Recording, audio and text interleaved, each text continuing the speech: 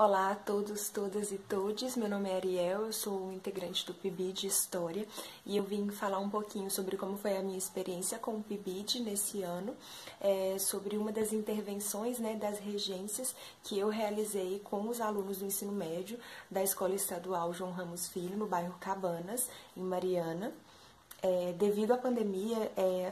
todas as experiências que a gente teve foram o meio remoto, então as aulas que a gente presenciou, que a gente participou, foram pela plataforma Google Meet, elas não foram presenciais, porque infelizmente não estão ocorrendo aulas presenciais,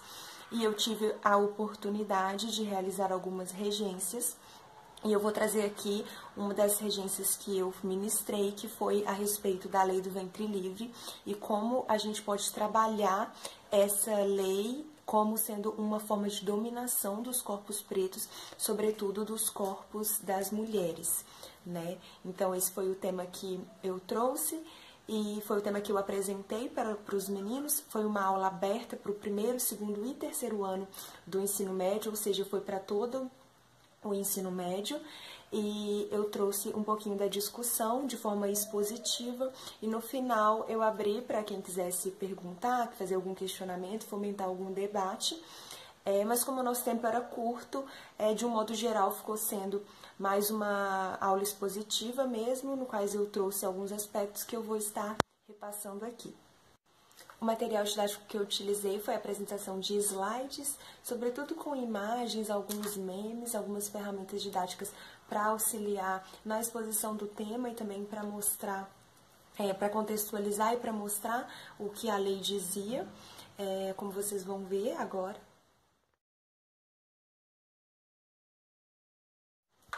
Então, como a gente vê, a lei previa que aqueles nascidos após a data de 28 de setembro de 1871 seriam livres, né? Ou seja, uma liberdade para o ventre escravizado. Então, aquelas crianças que nascessem de mães escravizadas a partir daquela data seriam livres, todavia não era tão simples assim, tinha todas as outras cláusulas que determinavam que aquela criança ficaria sob jurisdição do senhor daquela mãe, né, da mãe que estava sendo escravizada, e que se ele não quisesse cuidar, olhar para aquela criança, ela seria responsabilidade do Estado, e ele ainda receberia por isso uma indenização, sendo que, lembrando que o Estado não tinha nenhuma política para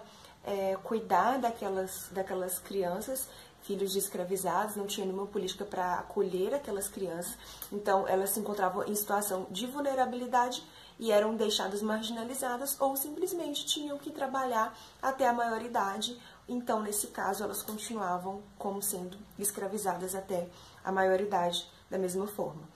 Isso significa uma grande questão de dominação dos corpos pretos. Primeiro, porque a gente sabe atualmente com os estudos que essa lei do ventre livre, as leis abolicionistas de forma geral, elas eram somente uma forma de ganhar tempo, de postergar a abolição, ou seja, elas eram somente uma forma de ganhar mais algumas gerações ali, garantir a escravidão por mais algumas gerações e não abolir imediatamente. Era só uma forma de ganhar tempo. Mas, além disso, trazer essa liberdade do ventre é ainda mais problemático, porque como que você dá uma liberdade de um ventre que, primeiro, não é seu, ou seja, você não deveria ter jurisdição sobre aquele corpo, porque é o corpo de uma outra pessoa que você está escravizando. Depois ainda tem a problemática que, como a gente pode falar que o ventre é livre se aquela mãe não tem direito àquela criança? Se aquela criança ela fica à mercê do Estado, à mercê da sociedade ou à mercê do senhor daquela mãe, que vai fazê-la trabalhar até a maioridade ou que vai simplesmente desfazer dela e separar ela da mãe. Então, de nada significa, isso não significa uma liberdade, de nada adianta, pelo contrário, é mais uma forma de dominação, é mais uma forma de dizer o seu filho está sendo livre porque eu autorizei,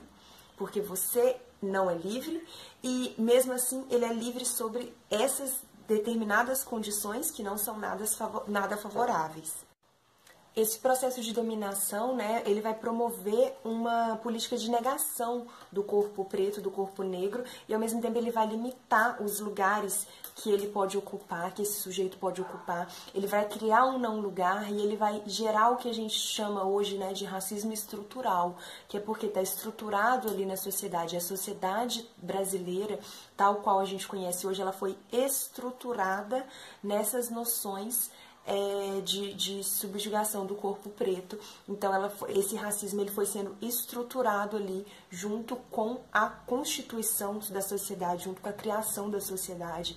Ou seja, é a partir do momento que você escraviza um povo e lá atrás, você ao libertar esse povo, você fala, olha, eu vou libertar, porém tem essa e essa e essa condição. Ou seja, no caso do ventre livre, eu vou libertar o seu filho vai nascer livre, porém, eu ainda tenho jurisdição sobre ele, eu escolho o que eu vou fazer com ele, e ainda o Estado não cria nenhuma política para acolher aquelas pessoas, né? Como nós sabemos, os libertos, eles não eram integrados à sociedade, ou seja, eles ficaram à margem, e todo esse processo cria esse não lugar para a pessoa preta, para o corpo negro, cria um não lugar que vai dar as estruturas desse racismo estrutural, que vai vir colidir com o que é o racismo que a gente tem hoje, que é tão difícil da gente reverter, que é um processo tão difícil da gente abrir mão. Resumo, esse foi o tema e esse foi o debate que eu trouxe nessa regência, nessa aula, e essa é uma das experiências que eu tive como pibidiana e com os alunos mesmo do ensino médio. Obrigada.